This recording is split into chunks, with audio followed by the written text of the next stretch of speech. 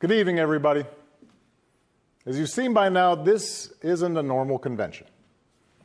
It's not a normal time. So tonight, I want to talk as plainly as I can about the stakes in this election. Because what we do these next 76 days will echo through generations to come. I'm in Philadelphia, where our Constitution was drafted and signed. It wasn't a perfect document. It allowed for the inhumanity of slavery and failed to guarantee women, and even men who didn't own property, the right to participate in the political process. But embedded in this document was a North Star that would guide future generations. A system of representative government, a democracy, through which we could better realize our highest ideals.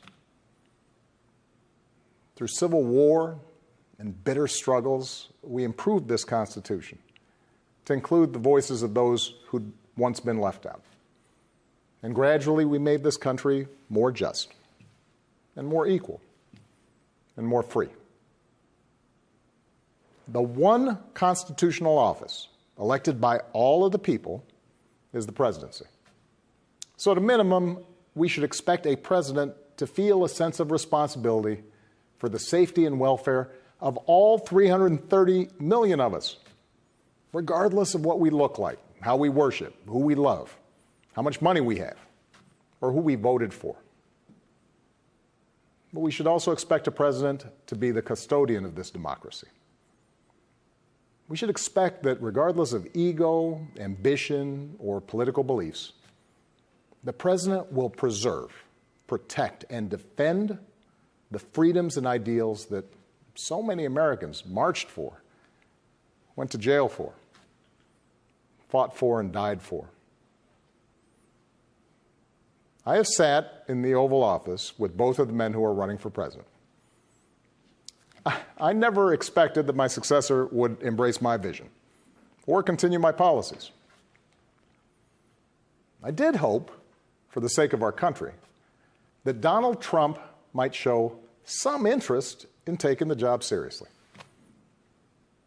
That he might come to feel the weight of the office and discover some reverence for the democracy that had been placed in his care. But he never did. For close to 4 years now, he has shown no interest in putting in the work. No interest in finding common ground, no interest in using the awesome power of his office to help anyone but himself and his friends. No interest in treating the presidency as anything but one more reality show that he can use to get the attention he craves. Donald Trump hasn't grown into the job because he can't. And the consequences of that failure are severe. 170,000 Americans dead. Millions of jobs gone, while those at the top take in more than ever. Our worst impulses unleashed, our proud reputation around the world badly diminished, and our democratic institutions threatened like never before. Now, I know that in times as polarized as these, most of you have already made up your mind. But maybe you're still not sure which candidate you'll vote for, or whether you'll vote at all. Maybe you're tired of the direction we're headed, but you can't see a better path yet, or you just don't know enough about the person who wants to lead us there. So let me tell you about my friend, Joe Biden. 12 years ago, when I began my search for a vice president, I didn't know I'd end up finding a brother. Joe and I come from different places, different generations, but what I quickly came to admire about Joe Biden is his resilience, born of too much struggle, his empathy, born of too much grief. Joe is a man who learned early on to treat every person he meets with respect and dignity, living by the words his parents taught him. No one's better than you, Joe, but you're better than nobody. That empathy, that decency, the belief that everybody counts, that's who Joe is. When he talks with someone who's lost her job, Joe remembers the night his father sat him down to say that he'd lost his. When Joe listens to a parent who's trying to hold it all together right now, he does it as a single dad who took the train back to Wilmington each and every night so he could tuck his kids into bed. When he meets with military families who've lost their hero, he does it as a kindred spirit, the parent of an American soldier, somebody whose faith has endured the hardest loss there is. For 8 years, Joe was the last one in the room whenever I faced a big decision. He made me a better president, and he's got the character and the experience to make us a better country. And in my friend Kamala Harris, he's chosen an ideal partner who is more than prepared for the job. Someone who knows what it's like to overcome barriers and who's made a career fighting to help others live out their own American dream. Along with the experience needed to get things done, Joe and Kamala have concrete policies that will turn their vision of a better, fairer, stronger country into reality. They will get this pandemic under control, like Joe did when he helped me manage H1N1 and prevent an Ebola outbreak from reaching our shores. They'll expand health care to more Americans, like Joe and I did 10 years ago, when he helped craft the Affordable Care Act and nail down the votes to make it the law. They'll rescue the economy, like Joe helped me do after the Great Recession. I asked him to manage the Recovery Act, which jump-started the longest stretch of job growth in history. And he sees this moment now not as a chance to get back to where we were, but to make long overdue changes so that our economy actually makes life a little easier for everybody. Whether it's the waitress trying to raise a kid on her own, or the shift worker always on the edge of getting laid off, or the student figuring out how to pay for next semester's classes.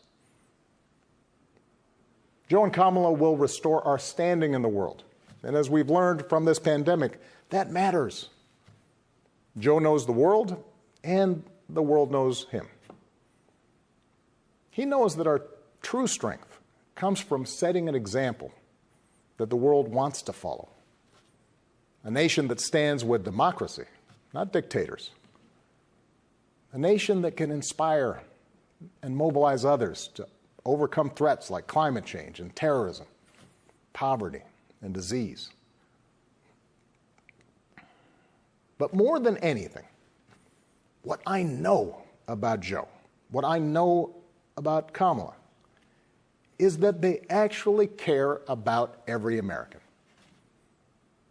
and that they care deeply about this democracy. They believe that in a democracy, the right to vote is sacred, and we should be making it easier for people to cast their ballots, not harder.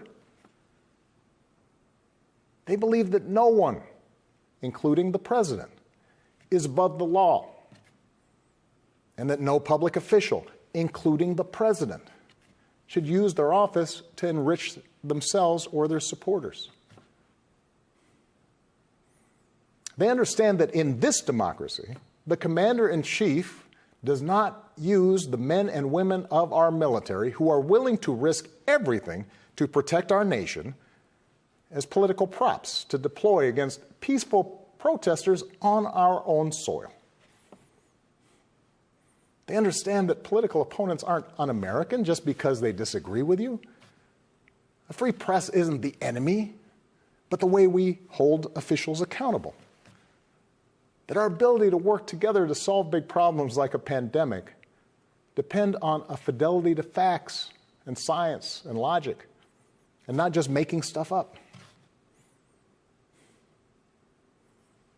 None of this should be controversial. These shouldn't be Republican principles or Democratic principles. They are American principles. But at this moment, this president and those who enable him have shown they don't believe in these things. Tonight, I'm asking you to believe in Joe and Kamala's ability to lead this country out of these dark times and build it back better. But here's the thing. No single American can fix this country alone. Not even a president.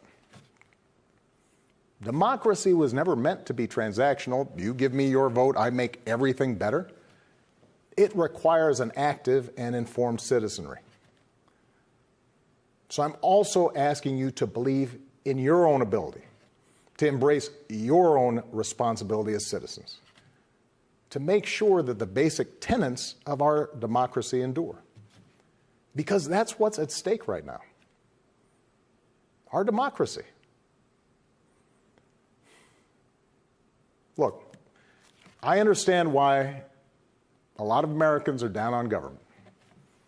The way the rules have been set up and abused in Congress make it easier for special interests to stop progress than to make progress. Believe me, I know it. I understand why a white factory worker who's seen his wages cut or his job shipped overseas might feel like the government no longer looks out for him, and why a black mom might feel like it never looked out for her at all. I understand why a new immigrant might look around this country and wonder whether there's still a place for him here. Why a young person might look at politics right now, the circus of it all, the meanness and the lies and conspiracy theories, and think, what is the point? Well, here's the point. This president and those in power, those who benefit from keeping things the way they are counting on your cynicism. They know they can't win you over with their policies. So they're hoping to make it as hard as possible for you to vote and to convince you that your vote does not matter. That is how they win. That is how they get to keep making decisions that affect your life and the lives of the people you love. That's how the economy will keep getting skewed to the wealthy and well-connected. How our health systems will let more people fall through the cracks. That's how a democracy withers, until it's no democracy at all. And we cannot let that happen. Do not let them take away your power. Do not let them take away your democracy. Make a plan right now for how you are going to get involved and vote. Do it as early as you can and tell your family and friends how they can vote too. Do what Americans have done for over 2 centuries when faced with even tougher times than this. All those quiet heroes who found the courage to keep marching, keep pushing in the face of hardship and injustice. Last month, we lost a giant of American democracy in John Lewis. And some years ago, I sat down with John and a few remaining leaders of the early civil rights movement. One of them told me he never imagined he'd walk into the White House and see a president who looked like his grandson. And then he told me that he had looked it up. And it turned out that on the very day that I was born, he was marching into a jail cell, trying to end Jim Crow segregation in the South. What we do echoes through generations. Whatever our backgrounds, we are all the children of Americans who fought the good fight. Great-grandparents working in fire traps and sweatshops without rights or representation. Farmers losing their dreams to dust. Irish and Italians and Asians and Latinos told, go back where you come from. Jews and Catholics Muslims, and Sikhs made to feel suspect for the way they worshiped. Black Americans chained and whipped and hanged, spit on for trying to sit at lunch counters, beaten for trying to vote. If anyone had a right to believe that this democracy did not work and could not work, it was those Americans, our ancestors. They were on the receiving end of a democracy that had fallen short all their lives. They knew how far the daily reality of America strayed from the myth. And yet, instead of giving up, they joined together. And they said, somehow, some way, we are going to make this work. We are going to bring those words in our founding documents to life.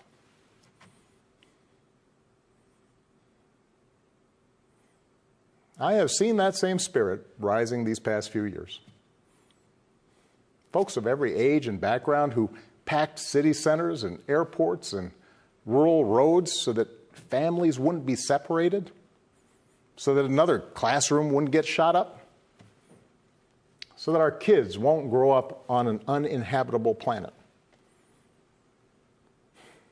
Americans of all races joining together to declare, in the face of injustice and brutality at the hands of the state, that Black lives matter. No more, but no less. So that no child in this country feels the continuing sting of racism. To the young people who led us this summer, telling us we need to be better, in so many ways, you are this country's dreams fulfilled. Earlier generations had to be persuaded that everyone has equal worth. For you, it's a given, a conviction.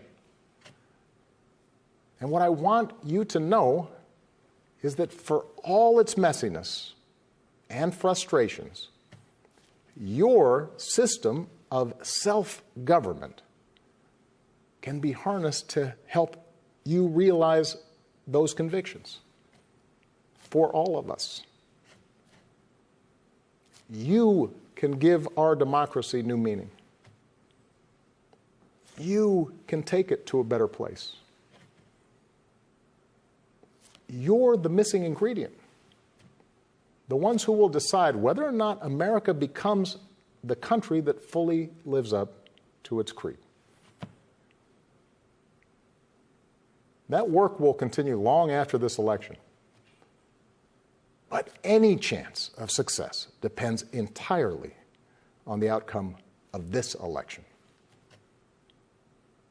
This administration has shown it will tear our democracy down if that's what it takes for them to win. So we have to get busy building it up by pouring all our efforts into these 76 days and by voting like never before for Joe and Kamala and candidates up and down the ticket so that we leave no doubt about what this country that we love stands for today and for all our days to come. Stay safe. God bless.